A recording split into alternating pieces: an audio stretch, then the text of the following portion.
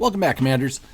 I was going to go into some of the history about Zion's Covenant because a couple of you have asked, what happened to Zion's Covenant? How did you go from this, where you were building something and you had an idea and you had a vision and you had great people, and this was something that was really enjoyable? So we've changed a bit, and I'll show you the reason why. This is an idea, or was an idea, that I came up with Shirk while we were in Dragon, that we wanted to have something that was different, something that was run different. We wanted to have something that was small, that was contained, that could be where you felt like you were around friends in a team rather than just kind of lost in a large group environment, where we were just grateful to each other. We always spoke positively. We kept things to business, and it really was crazy. It was very successful. Shirk and I had started it within a day.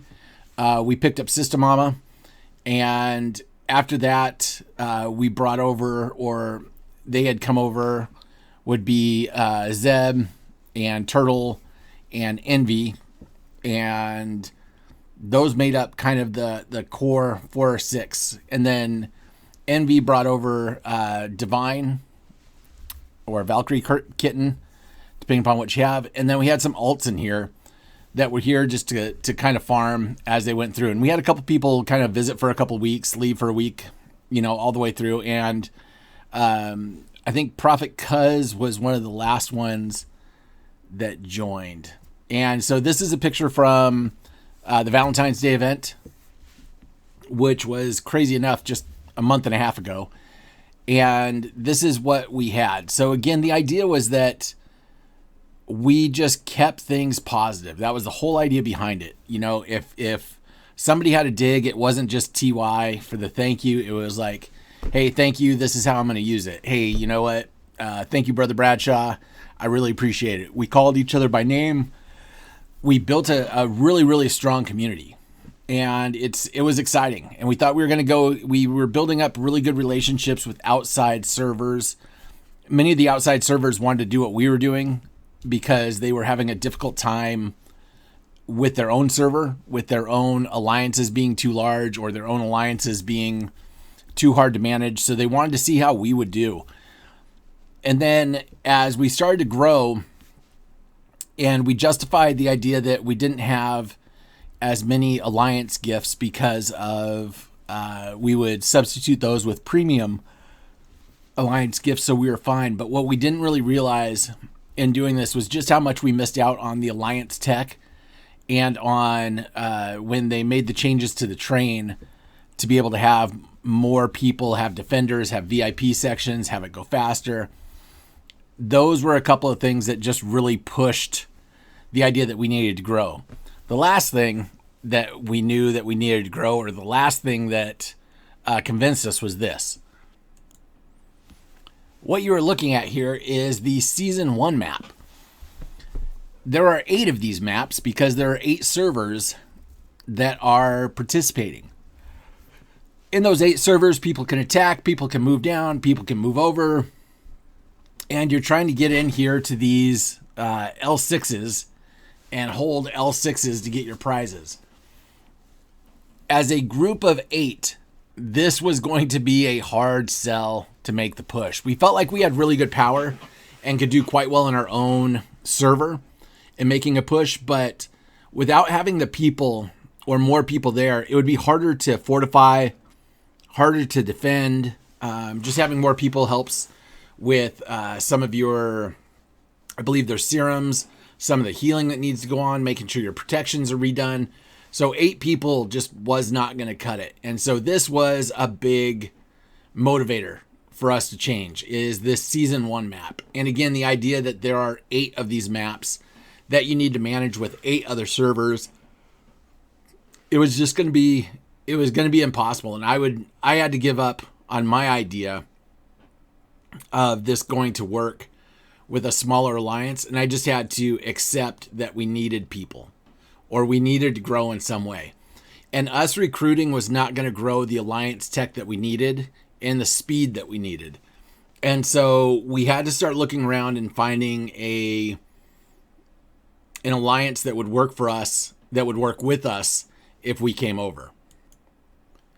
Now, it just so happened, for our luck, that Dragon was looking to change some leadership and change some things around in order for them to have more fun in playing as well. And Shirk was the best person for that job. I knew I was not. I'm really good at handling 5 people, 10 people, up to 20 people. I'm great at that. When you start getting this many people, though, I'm in trouble. It's too many voices, too many needs, too many things going on, and I couldn't keep up. And so Shirk took over and is running Zion now. So we have renamed ourselves Zion's Hand up here, because originally when we had started, the Covenant was going to be a farmers guild. It was going to be something that you went to and you pushed, and you went to, you relaxed, you farmed, you had a good time, you're there with your alts, everything is breezy down there. And then we were going to have the Hand as being the one that went out and dealt punishment. So we had to speed things up a little bit and move on from Zion's Covenant and create Zion's Hand earlier than we wanted to, because we only have season 1 about 2 weeks away. And so what we did is we essentially went from a group of 8 at 1 billion. I think we were at like 1.2 billion. And then we have now jumped up to, in joining, we're looking at about 4.5 billion. And when we have our full troops in, we do reach over 5. And the people that we have here are really solid. We put in Balsa Salsa as our kind of HR guy, but he's also just a person who looks for qualities in people to follow the things that we have. We do have, we call it a terms and of service, a conditions agreement that everybody has to agree to in joining. Our minimums are low. It's mostly a weekly minimum, and it mostly deals with things like the alliance tech power. And that's because this is the one place that we can really help everybody. And it's just a benefit to everyone. And so for people to skimp out on it, it robs their own alliance. And so it just doesn't make sense. So what we did is we put in a minimum of 35,000 a week that goes into the Alliance Tech, and the expectation that you would be participating every Saturday for server wars and verses, and coming home with no troops. Like, we give them all up. And anybody who complains, I mean, again, I will go through 36,000 troops. That doesn't even include the heals that have to go on every single week. So I think that some of these guys can give up 8 or 10,000 level 9s or level 8s or whatever they're at to be able to do that. And so in doing this, it gives us more of an opportunity to make better alliances with outside alliances. We were approached with the idea of a server to server deal, and that doesn't make any sense. If you have 8 servers that you're competing with and you have a server deal with 6 of them, I don't know how anybody's going to get ahead or how they're going to share land or what's going to go on. You're going to have some problems. It just seems easier to do alliance to alliance deals, and you work through power that way. We'll see what comes of that. But that's what came of this. And so this is what Zion's Hand looks like now, and this is what Zion's Covenant looks like. So Zion's Covenant is still around. I keep my guys down here. Shirk is down here. Envy is somewhere around here. I think he got ashed during the last server war. But we stay down here, and I keep these guys alive just because it's great to have some puzzle pieces if people need them. I also come down here to visit just because it was something that was really cool. What you had to realize, and the reason that we did this and what came of this, was you hit points sometimes in this game where you want to quit, or you're having a tough time with people.